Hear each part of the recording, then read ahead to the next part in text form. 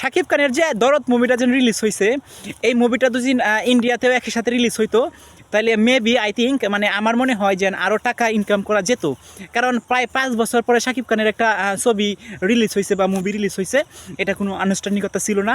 এবং আমরা দুদিন দেখে থাকি যে অন্য সময় বা আদার্স সময় যে সময় শাকিব খানের ছবি রিলিজ হয় নতুন বাংলাদেশে, তখন একটা জাঁকজমকপূর্ণ একটা অনুষ্ঠান থাকে বা সামথিং লাইক দ্যাট, এরকম একটা উদযাপন থাকে। বাট রাইট নাও এই যে দরদ যে মুভিটা আছে, এই মুভিটার মধ্যে আমরা দেখলাম যে ওই রকম কোনো জাঁকজমকভাবে উদ্বোধন করে মুভিটা রিলিজ হয় নাই।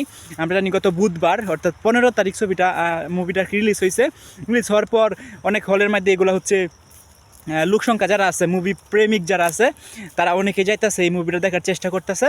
ইভেন্ট পজিটিভ অনেকেই রিপ্লে দিতেছে। এবং আমি এর আগে একটা ভিডিও দিয়েছিলাম, এটা বলছি যে মানে সিটে একালি পাওয়া যাচ্ছে না, এটাই স্বাভাবিক। কারণ বাংলাদেশে একটা মুভি সুপারস্টার হচ্ছে শাকিব খান, ওনার ছবি অনেকেই লাইক করে, অনেকেই দেখে। সো ছবিটা দেখার জন্য হলে অনেকেই সিট পাচ্ছে না, বা যে টাইমে শোগুলো হয় এগুলা সিট আগেই বুকিং হয়ে যায়, দ্যাটস ওয়াই অনেকেই দেখতে পারে না। সো আমার মনে হয় যে আমি আজকে অনলাইনে দেখলাম যে এই মুভিটা ইন্ডিয়াতে রিলিজ হয় নাই, ইন্ডিয়াতে 7 দিন পরে রিলিজ হবে।